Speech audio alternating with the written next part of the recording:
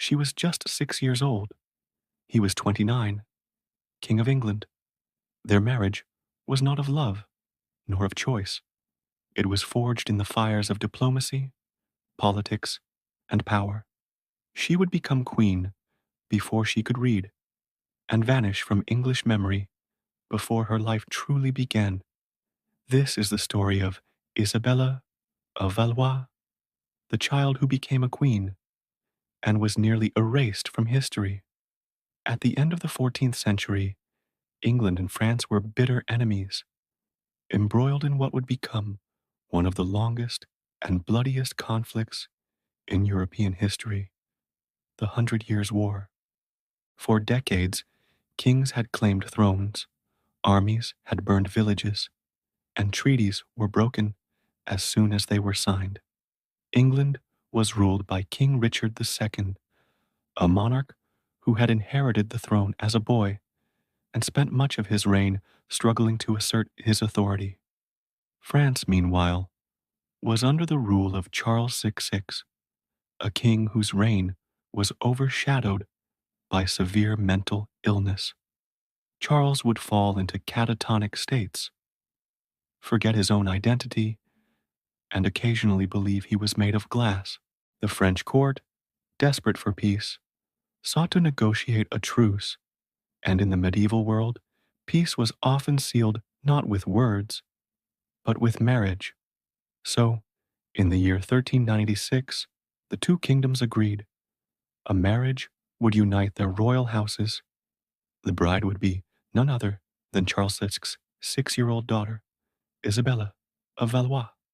The groom, King Richard II of England, aged 29. It was a union of absurd imbalance, a child bride and a grown monarch. But to the rulers of medieval Europe, the age of the bride was irrelevant. What mattered was symbolism. Marriage to a French princess would be a sign of peace. It would calm England's nobles and reassure the French people. And perhaps, one day, the marriage could produce an heir that would bind both nations. But no one asked Isabella what she thought. At 6, she likely didn't understand what was happening. Isabella of Valois was born on November 9th, 1389, in Paris. She was the daughter of King Charles VI and Queen Isabeau of Bavaria, one of the most powerful and controversial women of her time. Little is known of Isabella's earliest years. Like many royal children, she was raised by nurses and tutors, surrounded by ceremony but rarely by affection. Her education would have been simple: some religious instruction, perhaps music and embroidery. Her world was one of polished stone halls, candlelight, and distant voices. In 1396, when the marriage was agreed upon, many in France were hesitant. Isabella was still a child. Even by medieval standards, 6 was young to be married. There were murmurs among the French nobility that it was improper, even dangerous. But King Charles insisted. The Treaty of Paris required a royal bride, and Isabella was the best hope of maintaining peace. To delay might risk war, and so the arrangements were made. In October of that year, Isabella was taken to Calais, where she would meet her future husband for the first time. There, before the assembled courts of England and France, she was married to Richard II. Witnesses described Isabella as small and beautiful. She wore a crown that dwarfed her head, and robes so heavy she could barely walk. Richard, by contrast, appeared regal and composed. It was a solemn ceremony, a political spectacle, a diplomatic performance. Richard, to his credit, reportedly treated Isabella with kindness. He knew the marriage could not be consummated until she was at least 12, and he never attempted to cross that line. In fact, he treated her more like a daughter, someone to be protected, guided, and occasionally entertained. After the wedding, Isabella was taken across the English Channel to begin her new life. In January 1397, Isabella of Valois was crowned Queen of England. She was just 7 years old. The coronation took place at Westminster Abbey, where she was anointed with holy oils, blessed by priests, and dressed in royal finery. She sat on a throne, barely able to see over its edge, while courtiers bowed before her. But in truth, she had no power. She could issue no commands, sign no documents, and speak no words of policy. She was a queen, in name only, a symbol of alliance, not a ruler of men. She was given a household of her own, complete with ladies in waiting, governesses, and servants. She lived at Windsor Castle, largely apart from Richard, though he visited her often. He sent gifts, toys, and clothes. He was said to speak to her gently and patiently, telling her stories and making her laugh. Isabella, for her part, appears to have adjusted to life in England. Some chroniclers claimed she grew fond of Richard, seeing him more as a guardian than a husband. He, in turn, referred to her as ma mignonne, my darling. But while her personal life was calm, the kingdom was not.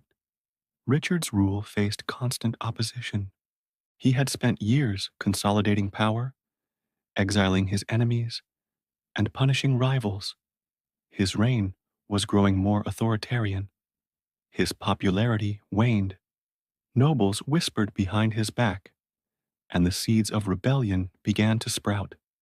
The marriage had bought peace with France, but it had not fixed Richard's troubles at home, and soon those troubles would consume both him and Isabella. In 1399, everything changed.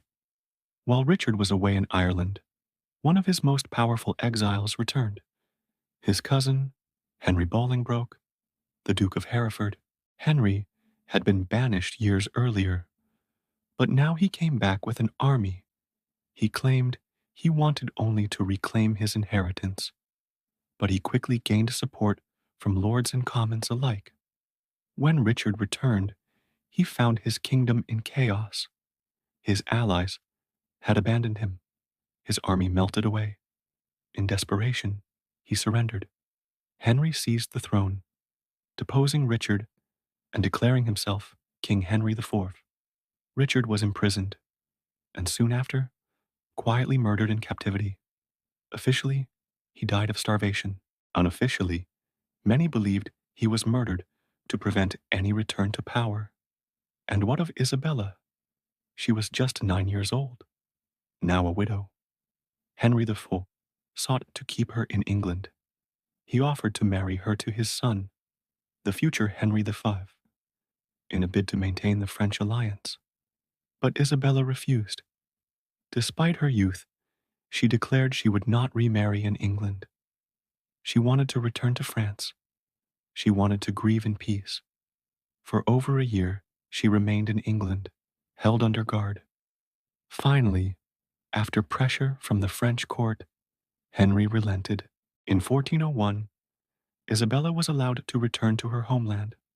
She brought with her a small entourage, her personal effects, and memories of a life that had ended almost as soon as it had begun. She left England as quietly as she had entered it. There were no celebrations, no farewells, just a young girl, widowed and worn, crossing the sea once more. Back in France, Isabella tried to begin again.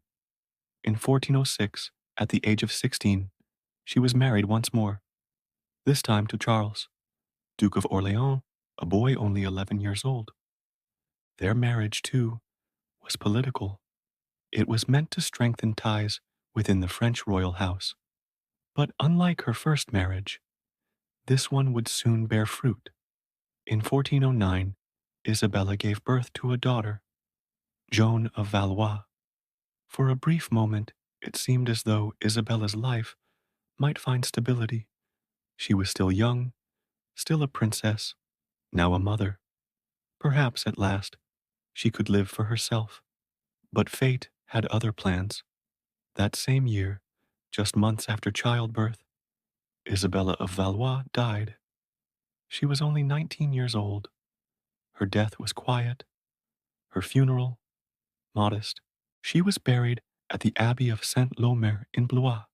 Centuries later, her remains would be moved, reburied in Paris, lost among the monuments of greater queens and more famous kings. History, too, moved on without her. England soon plunged into new wars. France descended into civil war. The fragile peace her marriage had symbolized was forgotten, and Isabella, child bride, queen, widow, mother, slipped from memory. Today, few remember her name. She is overshadowed by louder figures, by Eleanor of Aquitaine, by Anne Boleyn, by Elizabeth and Victoria, and countless others. Queens who ruled, who fought, who shaped the world. Isabella did none of those things. She was not a warrior, not a ruler, not a legend, but she was something else, something just as human and just as tragic.